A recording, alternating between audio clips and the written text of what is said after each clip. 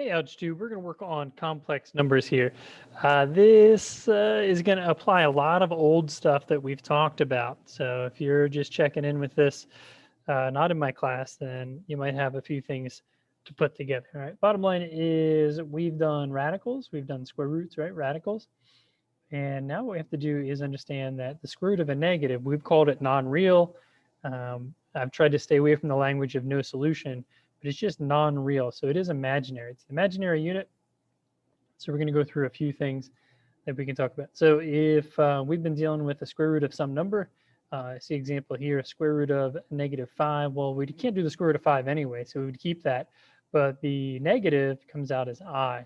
And that's the only difference here. You don't need a pair to bring things out of the square root, and it is only for square roots. It's not for cube roots, anything like that. Okay, so another example might be the square root of -4. Remember, we do know the square root of 4 is 2, so it becomes 2I, treating it like a variable and putting it kind of in that second place. All right, so here's what we do. So how would you do this for 18? Well, for 18, hopefully you would think of 9 and 2. So you have a pair of 3's. So it's 3I square root 2. And there we have it. So square root of 12. Okay, so 4 and 3 is what I was thinking of. So that gives me a pair of 2's. There's a negative, so it's 2I root 3. So it's really just about memorizing that there's something extra going on. Square root of 25 is 5, so this becomes 5I. And square root of 7, -7, can't really do anything with it, but I can, and I always have to simplify the negative out of it. So I root 7 is what we're after. So a reasoning question, are these things the same? Or if I take the square root of -64 is the same thing as having negative times the square root of 64. And well, to illustrate what happens is we're going to get 8 with an I here, and over here we're going to get -8. Right? So this negative is outside the radical, so it doesn't produce the imaginary number I. So that's why it's going to be different and will not be the same. We're going to add and subtract complex numbers. This one is pretty much cut and dry. Like we're going to deal with this as saying that they are going to treat I as a like term. Okay, so I have 4 plus -4 is 0. I have -3 plus +3. That turns out to be 0 as well, so I get 0. That one's pretty awful. So let's jump down to these other examples down here. Let me zoom in a little bit more. All right, so here's what we got. We got 7 plus -3. Well, that's 4. And we have -2 plus 1, so it's -I. When we go to subtract, that's where you want to be careful to distribute that negative. So I want to make sure I either rewrite this as 8 minus 8 plus 6I, and then start to put those together. So I'll have 8 minus 8, well, that's 0. So I'm not going to write that at all. I'll have 6 plus 6, it's 12I. Right, and I'm not multiplying yet, so I won't make it into I squared. So if you were thinking that, not yet. Again, -3 plus 2I. I find it is helpful for students to go ahead and distribute that as they work through the terms. So 1 minus 3 is -2. And I was trying to color code here, trying to figure out what I'm doing. 5 plus 2, so that's 7I. So -2 plus 7I. Now we did say that we like to put the variable in behind. We're going to put it in front here. It's going to be behind when it's a number. So when we deal with a complex number, we want the real number part first and then the imaginary. If you have it backwards, it's no big deal. It's just about formatting it and the way we'll get used to writing it together. So I get -3 plus 3 is 0. So I'm not going to write that. I get 9 plus 9, so it's 18, and it has an I on it. So add and subtract, treat it as if it were X, and you don't have to do anything different for it. Okay, which tells me we're leading into multiplying. Oh no, multiplying. Okay, so remember I is the result of the square root of -1. So what if I went and squared I and I squared this? That means I squared would turn out to be an actual real number, -1. And that's the thing we need to remember as we multiply complex numbers. So let's distribute here. So I get -15 with an I, no big deal. Over here I got 6, and I times I is I squared, so that means this guy right here needs replaced with a -1.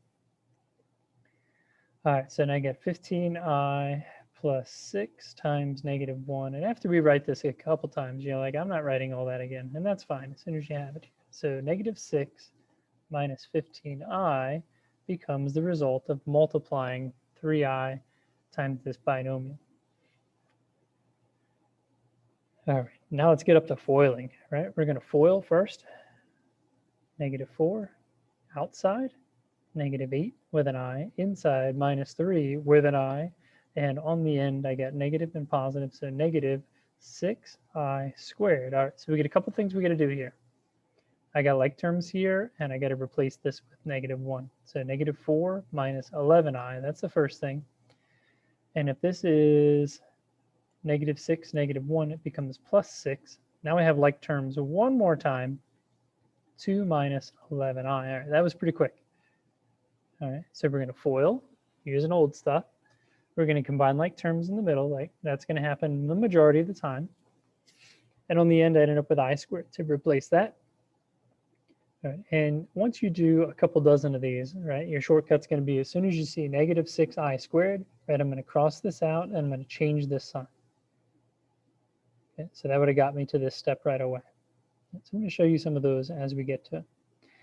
All right, so these look interesting. These are conjugates, if you remember those from earlier this year, because I have a plus minus with the same binomials.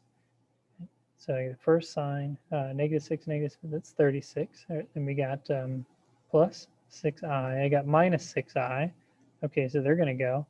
And then I have minus I squared. Okay, so what would you do here? Okay, I'm going to say that's negative 1. So I'm going to change that out. So my final answer is 37. Okay, so remember, we multiply conjugates, the middle is always going to cancel. We used those with some of our radicals earlier this year. So we're only going to do the first and last, but we did get an I squared, so we cancel that out. Remember, there's an imaginary 1 there, so that's what's happening. All right. So we got a lot of stuff in this lesson. So that's that foiling part of it. Now, also, when we did our radicals, we said you can't have a radical in the denominator. Well, I by itself is actually a radical, right? Remember, I equals the square root of negative 1, so I have to replace that or fix it. So here's the deal. When it's a monomial, hopefully you remember me saying this, when it's a monomial, we fix it by using a monomial. Now, 3 is not a problem. 3 is just fine, but the I is a problem. So I'm going to multiply by another I. So up top, I got 9i plus 12i squared. We're going to replace that in a second. On the bottom, I got 3i squared. Okay, so for all intents and purposes, we've almost fixed it. Okay, so I squared becomes negative 1. I squared becomes negative 1. So I have negative 12 plus 9i over top of negative 3. The problem with this one, and I hate to use this one as our first example together, but it also lets you see kind of there could be another layer to what we're doing. 12, 9, and negative 3, all divisible by 3? Yeah. Okay, so let's go ahead and divide, and we're going to divide it by that negative 3. So I'm going to write it as 4 minus 3i to get our final answer. Okay, so monomials is where we started. Fix it with a monomial. Right? And then we have distributing up top. We're going to get rid of all the I squareds, replace those with negative 1s. So we're layering some of these ideas in here. All right, so that's what we do with a monomial. With a binomial, ooh, man, that's why we did the foiling up top there. This is where we're going to use it. Okay, so that means I need to multiply by 3 minus 4i. 3 minus 4i. All right, let me start with the top. So up top, I got 15. I got minus 20 with an I. I got minus 6 with an I. And I have plus 8 with an I squared. On the bottom, let me leave a little space because I know that's going to get cleaned up. So I'm going to move this way up here, guys. On the bottom, I'm only going to do the first, which is 9, and the last, because I'm in between, I'm going to get negative 12i and positive 12i. That's a waste of time, right? I know I'm multiplying conjugates. So I'm making this happen. So minus 16i squared. All right, let's get rid of the minus 16i squared, make it plus 16. So those add together, we're going to get 25 here, right? So that's my new denominator. We'll see if we can reduce anything later. While I'm crossing things out, I'm going to go back up here. I'm going to cross out I squared and make this negative 8. So I get 15 minus 8 is 7. So I don't think I'm going to reduce anything here. And my like terms in the middle, minus 26. All right, so I jumped around just a little bit in that problem. But I want to try and give you some of the ins and outs and how to easily work through this type of problem, right? See I squared, you cross it out, you make a number in front of it negative. If there isn't a number, you make it -1. So I'm going to jump over here. We're going to do this binomial again, and then I'll come back to that monomial. So 8 minus 7i, 8 minus 7i. All right, up top, a real FOIL, right? Have to do the whole thing. 64 minus 54i, no, 56i minus another 56i, because these are the same sign, plus 49i squared. Again, I'm going to use this right away and just cross that out. So 64 minus 49, I believe, is 15 minus 112 with the I. All right, on the bottom, I only have to do the first, 64, and the end, minus 49i squared. So we're going to make that plus. All right, so it's 60, it's 113. All right, and I don't think that's going to reduce at all.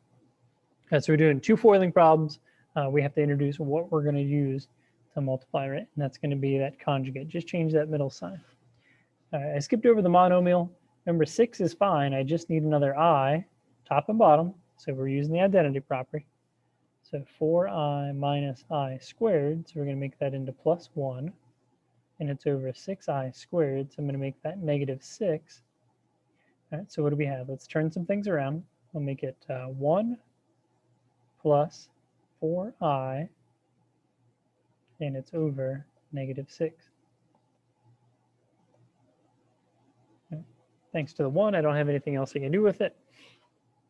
All right, so that's what we're after here.